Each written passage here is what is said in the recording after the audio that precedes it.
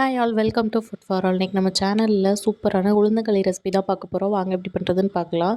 First ஒரு கடாய் எடுத்துக்கலாம். அதில் நான் இன்றைக்கி 1 கப் மாவு எடுத்திருக்கேன். 1 கப் மாவுக்கு நான் இன்றைக்கி ஒரு ஃபுல் கருப்பட்டி எடுத்திருக்கேன். இது கொஞ்சம் இனிப்பாக தான் இருக்கும். நீங்கள் வேணுன்னா கொஞ்சம் 3/4 கருப்பட்டி கிட்ட எடுத்துக்கலாம். 1 கப் மாவுக்கு 2 கப் தண்ணி வந்து கரெக்டாக இருக்கும்.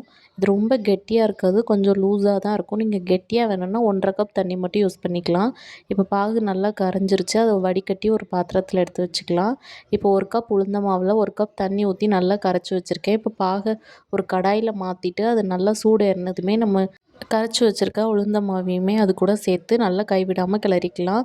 ஒரு 5 நிமிஷம் கிளற நல்லா அது கெட்டியாக ஆரம்பிச்சிரும். நீங்கள் நல்லெண்ணெய் ஊற்றுறதா இருந்தால் ஒரு 2 ஸ்பூன் ஊற்றிக்கோங்க, அதுக்கு மேலே வேண்டாம். ஏன்னா நம்ம செக்கில் ஆட்டின நல்லெண்ணெய்னா நிறைய ஊற்றிக்கலாம். இது கடையில் வாங்குகிற நல்லெண்ணெய்னால அந்தளவுக்கு எண்ணெய் ஊற்றணும்னு அவசியம் இல்லை. நீங்கள் நார்மலாக இந்த களியை கிண்டி கொடுத்தாவே போதும். குழந்தைங்களுக்குலாம் ரொம்ப ஹெல்த்தி. நல்லா கிண்டிக்கிட்டே இருக்கும்போது அது நல்லா கெட்டியாக ஆரம்பிக்கும். நீங்கள் லாஸ்ட்டாக கொஞ்சம் எண்ணெய் ஊற்றினா போதும், ஃபஸ்ட்டே ஊற்றணுன்னு அவசியம் இல்லை. இந்தளவுக்கு கெட்டியானதுக்கப்புறமா நல்லா கைவிடாமல் கிளறிக்கிட்டே இருக்கணும். சில குழந்தைங்களுக்கு லூஸாக ஸ்பூனில் அள்ளி கொடுக்குறது பிடிக்கும். சிலர் வந்து கட்டியாக உருண்டை மாதிரி பிடிச்சி சாப்பிடுவாங்க.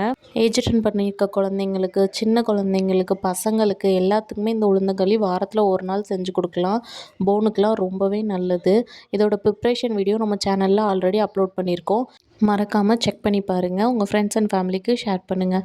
இந்த அளவுக்கு களி கட்டியானதுக்கப்புறமா நான் இன்றைக்கி ஒரு 2 ஸ்பூன் போல் நல்லெண்ணெய் ஊற்றிருக்கேன். நல்லெண்ணெய் ஊற்றிட்டு நல்லா மிக்ஸ் பண்ணிவிட்டு அடுப்பை ஆஃப் பண்ணிடலாம்.